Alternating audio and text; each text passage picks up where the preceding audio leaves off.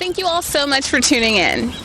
We're here. We use science, reason, and empirical data. Get used to it.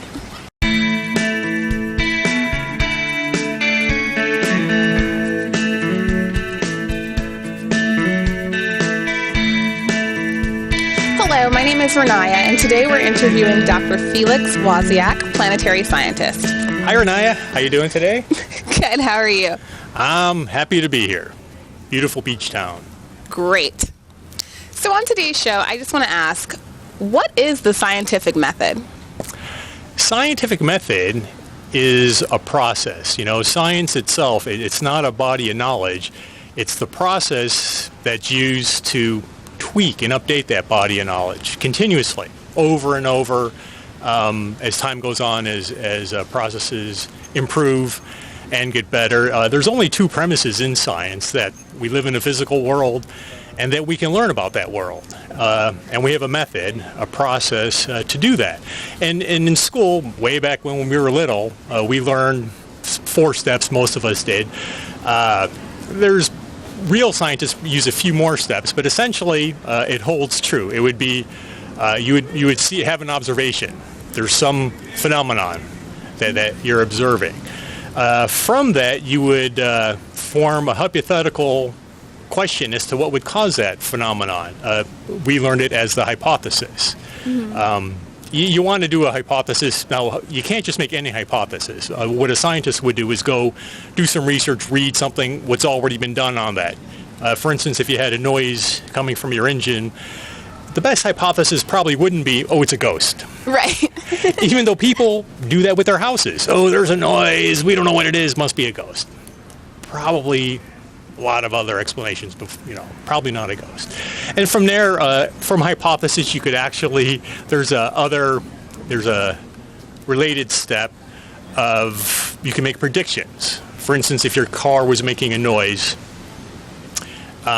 and say that, this actually happened when I was a kid. When I had my first car, I asked my Dad, my car is making noise.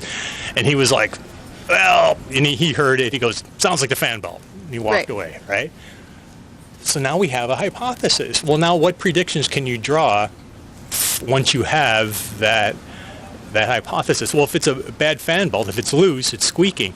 Well, your fan belt is what drives the radiator, circulates water through the radiator, so the car might be overheating.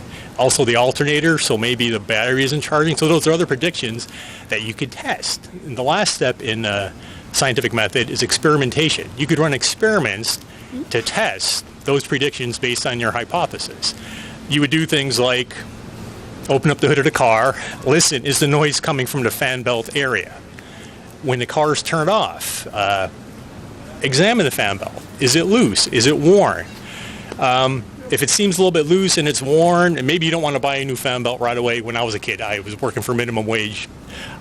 I just tried to tighten it, see if that worked. Well, it didn't work. Mm-hmm. So I had to take it apart again, bought a new fan belt. Then it works. See, so that's an experiment. Then what a real scientist would do, if this was, say, a chemistry experiment, not fixing a car, is he would write up his results and publish them so that other scientists could repeat those experiments and see if they hold true. Because science, if someone else does an experiment and they can't reproduce the results, there might be something wrong in one party or the other. So that's the scientific method. And those steps aren't always done in order. Scientists enter that steps at any point. Okay. As you could modify your experiment, come up with new hypotheses like that. It's a process. So how would people use the scientific method in their day-to-day lives, especially with hyped up stories in the media, like, say, the anti-vaccine movement? Well, that's actually that's a big topic right now, and a serious one, because people's lives, children especially, their health is at risk. The whole vaccination thing. What happened was, that whole thing started in 1998. There was a scientific paper published by a UK doctor. His name was Andrew Wakefield, I believe, something like that.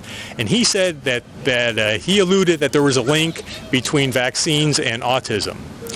Well, that drew big attention. So other researchers, got the paper and they could not reproduce the results. Well, they ran experiments, and that is the scientific method. That should be, and so they investigated. They go, hey, we can't, we're trying. Let's look at your data. How did you get these results? We can't reproduce those results. Well, a big investigation followed. Turns out he falsified a lot of his results. Wow. Okay. Yeah, and that is huge. Well, then they did further investigations, and it turns out that he had financial interests from some lawyers who wanted to sue some pharmaceutical companies or companies that made vaccines anyways. He didn't disclose that, so there was all kinds of conflicts of interest. So a big investigation went underway. He falsified data. He had financial interests, and he's since been he's not allowed to teach medicine in the UK anymore, the United Kingdom. I bet. Okay. Yeah, but what happened is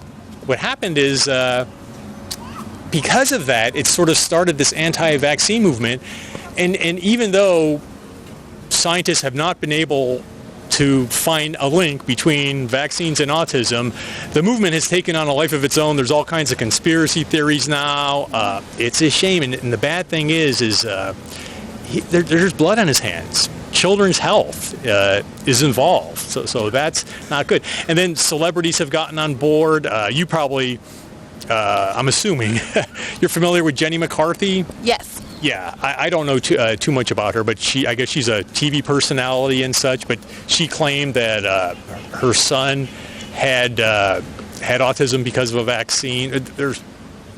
There isn't. Just because someone's a celebrity, the way humans evolved. Fame was actually, recognizing people who were famous was a survival skill. Evolved because you would want to recognize tribal leaders and people in positions of power within the tribes. But we didn't evolve with mass media. Mass media has only happened in the last 100 years or so. Suddenly we have this evolved brain where, and the Romans knew this, they had Roman busts everywhere, and okay, so you would recognize important people. But now, any person that's in a sitcom is suddenly famous, or some TV personality, just because they say something, you want to think about it rationally, reasonably. Yeah, it doesn't mean it's true. Okay, Felix. So what other sort of things don't hold up well with the scientific method? Well, astrology does not hold up well with the scientific method. And on a related topic, psychic predictions. They've done countless studies, double-blind, all kinds of experiments, and they don't hold up. Generally, there's a lot of carnival tricks and other very clever methods that psychics use to draw out information about a person and then give them what they think is like a startling revelation, but it really isn't. It really isn't. It's not science. That's right. It's not science. There you have it. Thank you all so much for tuning in.